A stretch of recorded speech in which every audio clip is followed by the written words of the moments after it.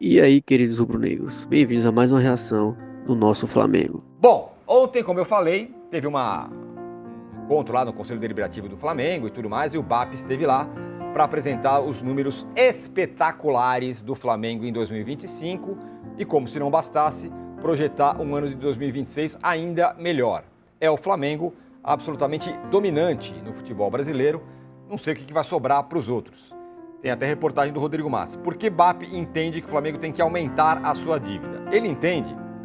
Bom, deixa eu só dar alguns números aqui para vocês terem uma ideia. Receita do Flamengo foi de 2,071 bilhões. Não era nem esperada essa receita. Queria essa receita um pouco mais para perto de 2030, mas já tem essa receita agora. 700 milhões a mais em relação ao anterior. 700 milhões é muito no futebol brasileiro? Vou te dizer o quanto é 700 milhões. 700 milhões foi a arrecadação do São Paulo, que é um gigante, tão gigante quanto o Flamengo. Também campeão, também com uma história incrível. Então, o Flamengo, o crescimento do Flamengo foi o que arrecadou, o que foi a receita do São Paulo. O que vê uma diferença, é como se não fossem times de divisões, de prateleiras diferentes. O endividamento operacional foi de 96 milhões. Esse é o ponto que o BAP diz que ele poderia ter mudado, mostrando uma grande redução, já que ele fechou 2024 com 346 milhões. Ele entende que, como ele permitiu que esse endividamento caísse tanto, o clube poderia investir ainda mais. A gente vai falar vários pontos aqui sobre essa história. Olha o gráfico aí, ó, que ele mostrou, que é o faturamento do Flamengo lá em cima, aquele em vermelhinho ali. E aí um destaque, né? O crescimento de arrecadação foi um São Paulo, que é a quarta bolinha ali. E aí ele fala a seguinte frase: vai haver um fosso, está se abrindo um fosso, começa a haver um fosso enorme de distância do Flamengo para os outros clubes. Não me surpreende, porque eu estou falando disso há algum tempo já. Quem fez, fez. Quem não fez, esquece, meu amigo. Agora, tente-se com ser coadjuvante. Vamos lá, a gente tem muitos números para mostrar, mas, Mauro, vamos lá. Essas primeiras pinceladas da apresentação do BAP. Assustou todo mundo, assustou não, né? Deixou todo mundo com o pneu arriado e o rubro-negro pensando em muito mais. A apresentação foi muito contundente, né? Com muitas informações importantes. E um detalhe, né? Muito se discute até hoje, que é uma estupidez sem tamanho, inclusive na mídia, desconhecimento, desinformação. Tem que dividir melhor o dinheiro da televisão, das transmissões, porque o Flamengo ganha muito.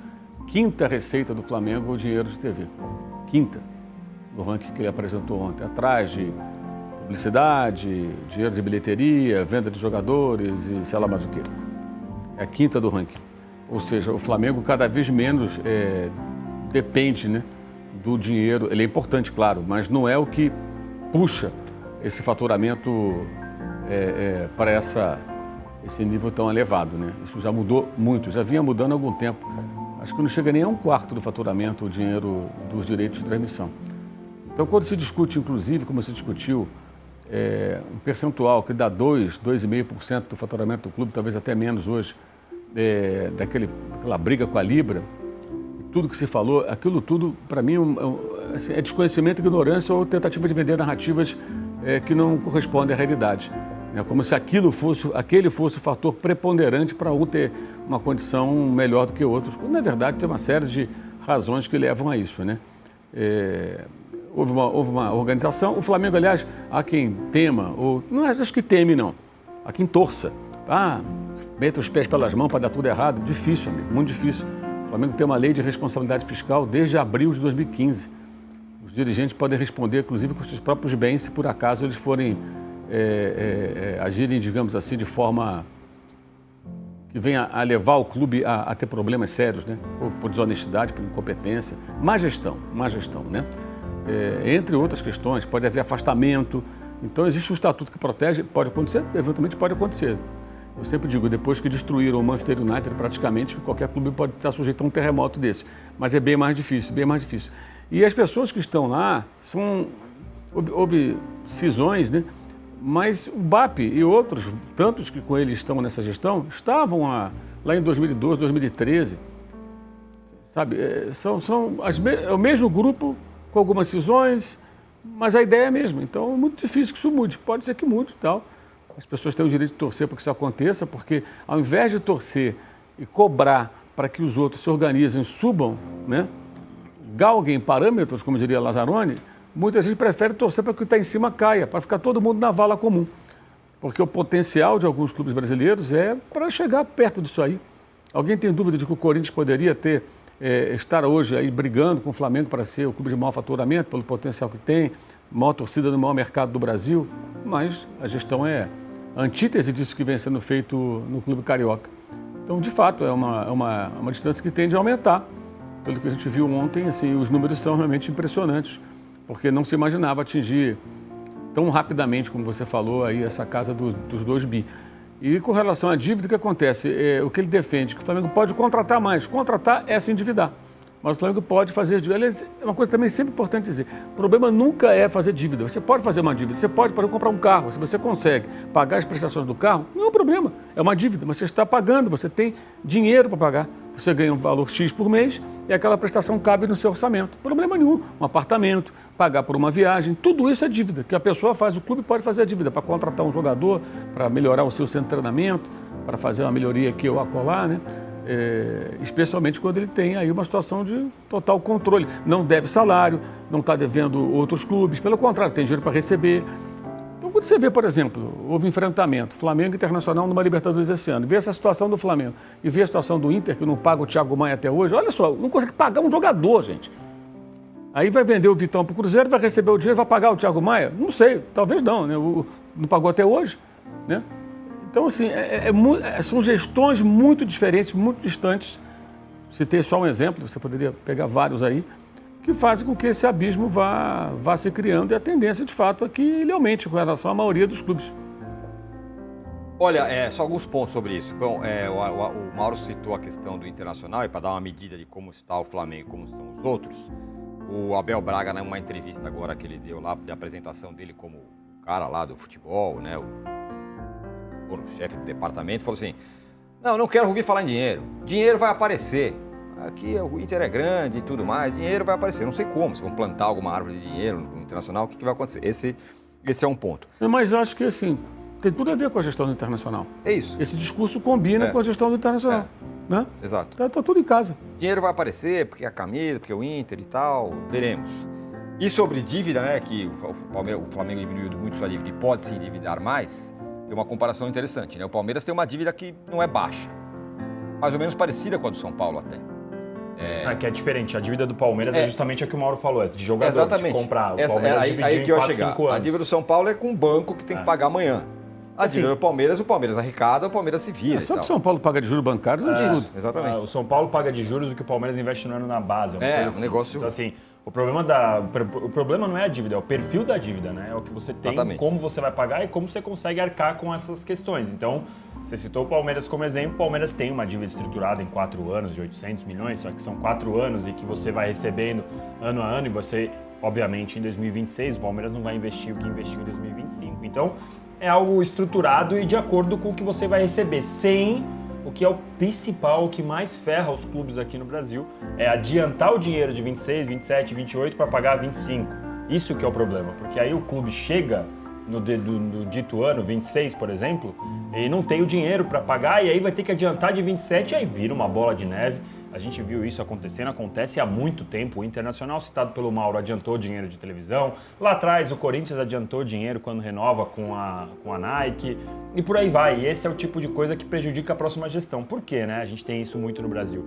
Porque aqui os gestores entram pensando apenas nele, nos 3 anos, ou nos 6, ou nos 5, depende de cada clube, no tempo de gestão apenas, né? Então, essa é uma diferença grande entre o Flamengo, entre o próprio Palmeiras. O Palmeiras dentro das suas limitações também, dentro do que fatura, o Palmeiras faturando 1,6 aí também é bem alto, perto das últimas perspectivas do Palmeiras, mas obviamente que é muito diferente, 500 milhões de diferença para o Flamengo, é uma diferença bem razoável. E aí ontem a gente vai ter muito tempo para falar sobre isso, a parte técnica da apresentação do BAP é muito bacana, tem a questão do jeito que ele fala e das coisas que ele fala que a gente pode discutir mais pra frente, que eu acho que ele cometeu erros grosseiros e a gente pode falar depois.